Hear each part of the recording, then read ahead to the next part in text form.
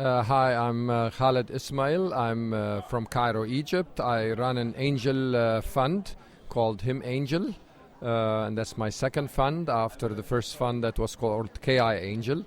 And I continue to invest and mentor young startups in Egypt. Welcome to the African Tech Roundup. Thank you.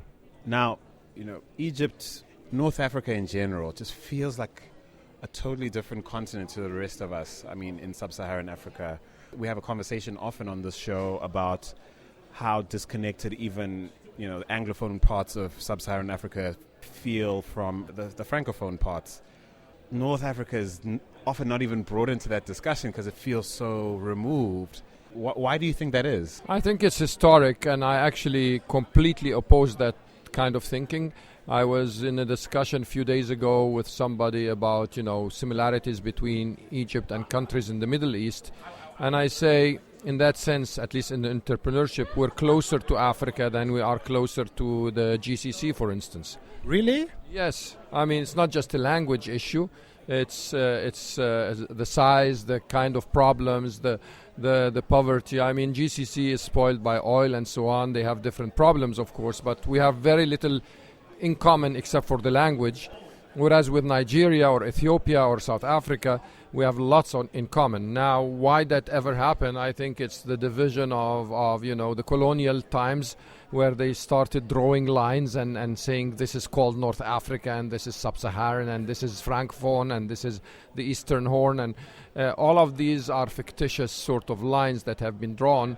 But in reality, when it comes to doing business, to the same problems we all suffer from, be it in healthcare, in education, in infrastructure, be it the fact that we have a lot of talented, very smart young people who are looking for jobs, we have so much in common. And I always look to Africa as the playground, not, for instance, for us in Egypt, as the Middle East being the playground. And do you think, if you're honest with yourself, you're describing an ideal, an imaginary versus a reality? I think I always start with the ideal case in my mind, but I'm a man who has always turned ideas into practice, so I don't like to just be a preacher. So I take some of my startups already that are in Egypt. I took some of them, one to Ethiopia, and one to Kenya. Another one producing machinery in Egypt is exporting now and collaborating with Kenya. I have taken the initiative between the top 5 business schools in Africa to unite in entrepreneurship. So 2 out of South Africa, 1 out of Kenya, 1 out of Lagos, Nigeria, and 1 from Morocco and 1 from Egypt.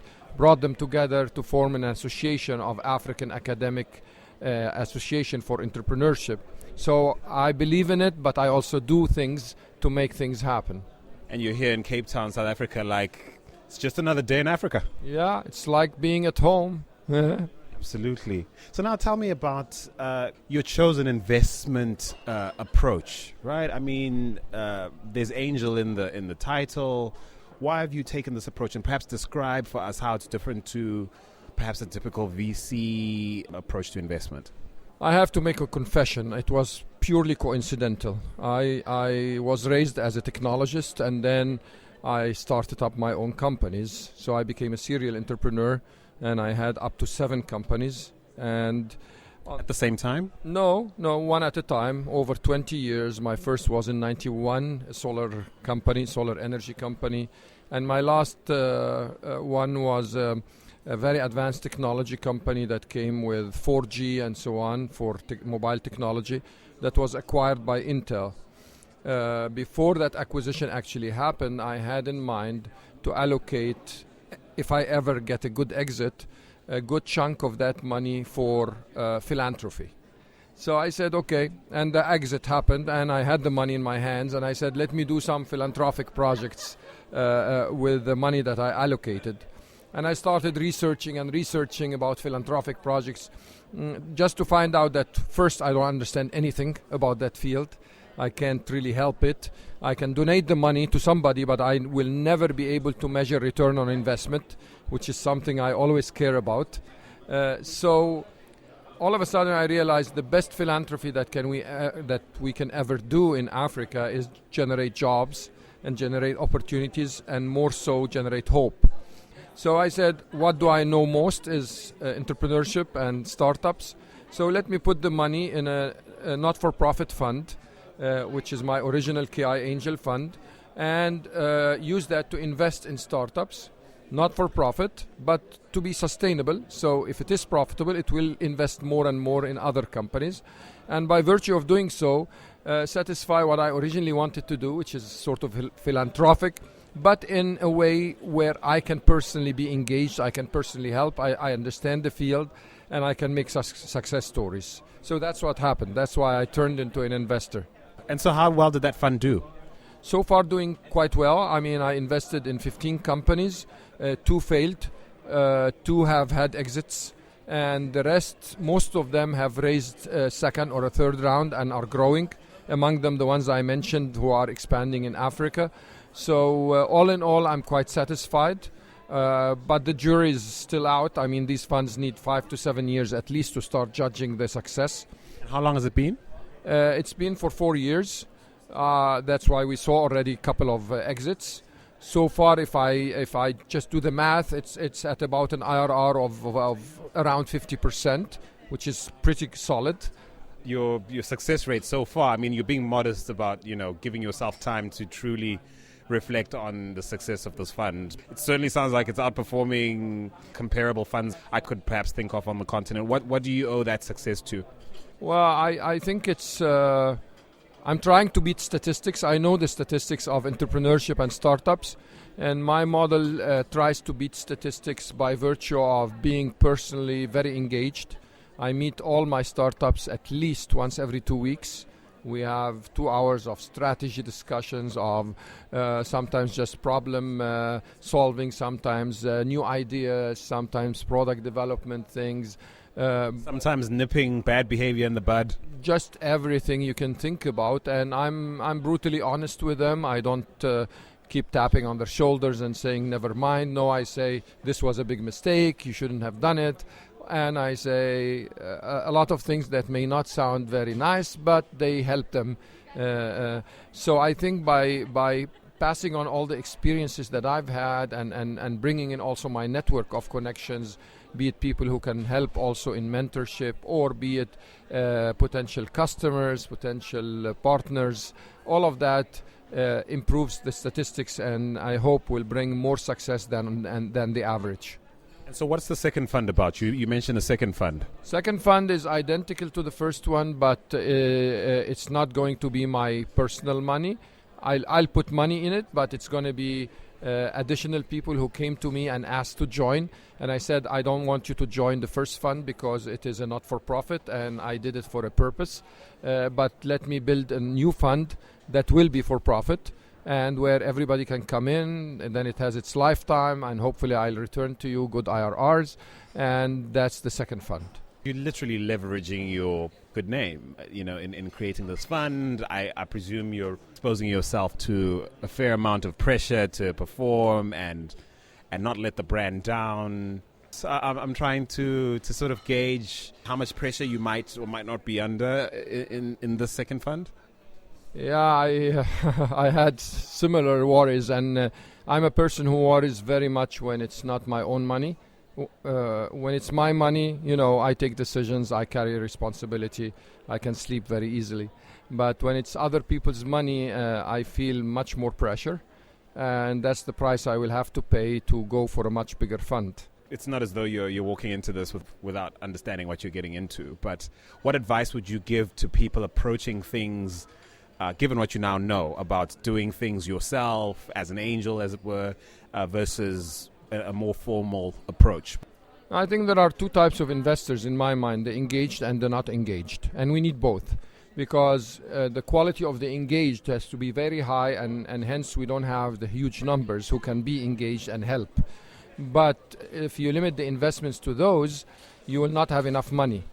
While we know that we have a lot of high net worth individuals and others who would like to invest for a cause or for profit or for both, who don't want to be engaged. So I think we need the mix of the two. And for every engaged investor, you can have 3 or 4 non-engaged ones and still have a successful model.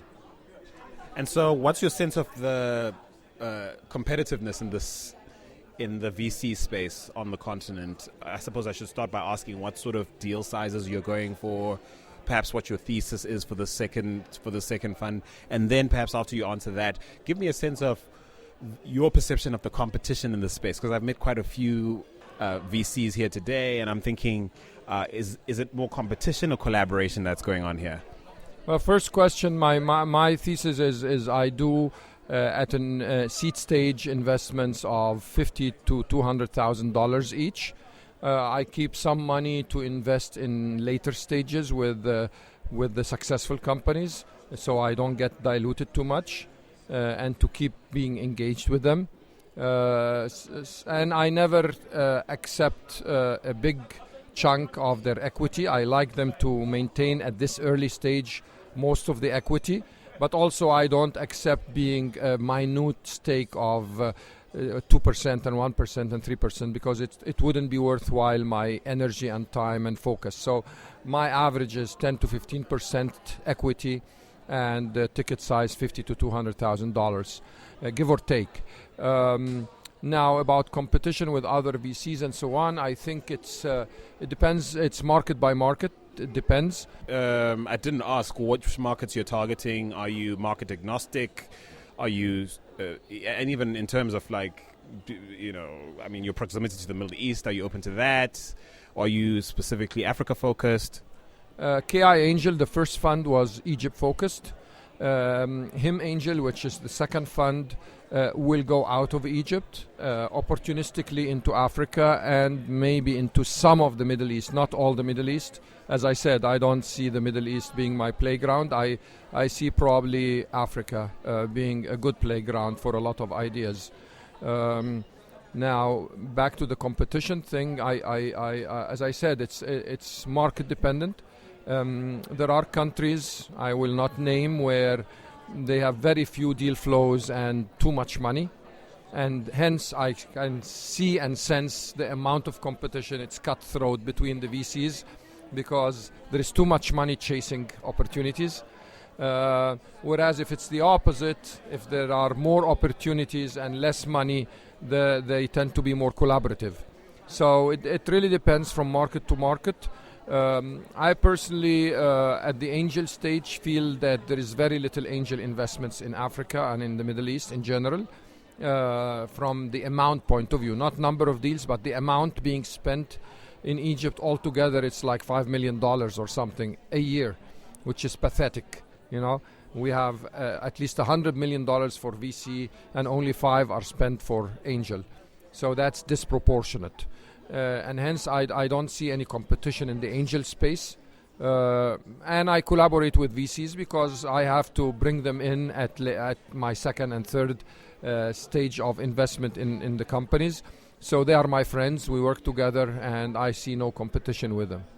And then what do you make of the progress on the continent with regards to syndicating angel investment efforts? I don't see enough collaboration yet on the continent level. I mean, we barely started creating collaborations on the country level.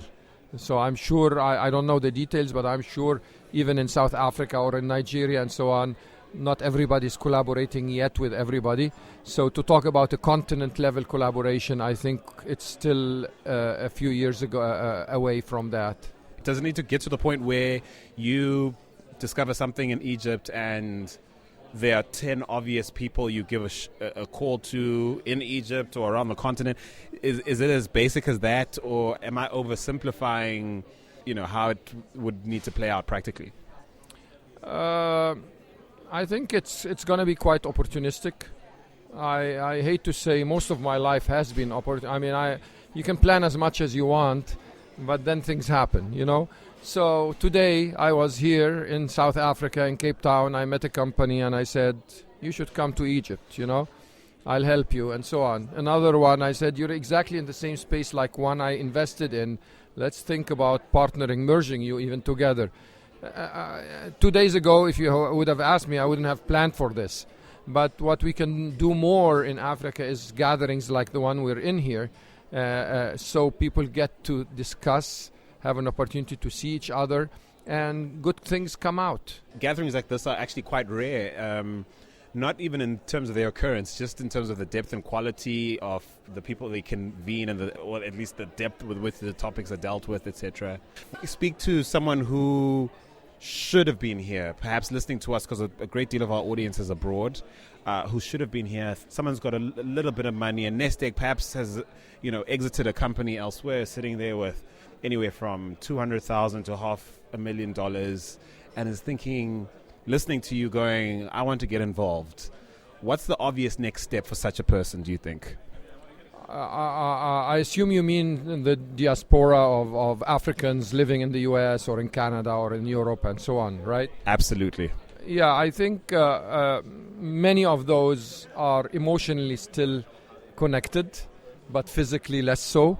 And knowledge-wise and information even less so, because they don't know what's happening in their home countries. Not enough, because they have been living for a long time. But they still would like to keep ties and like to be engaged and so on. I think the networks that are being put together all over Africa in terms of angel networks and so on would be the right place to start, that they get engaged with any of these networks and start contributing some of their investments to the angel networks, everyone to the network of his home country that he wants. Or if we ever have a Pan-African angel fund, that could be also a very good place for them to all put their money into it. Aban, I hope you're listening. Hopefully. It's been an absolute pleasure learning more about you, and thank you so much for joining me on the African Tech Roundup. Thank you.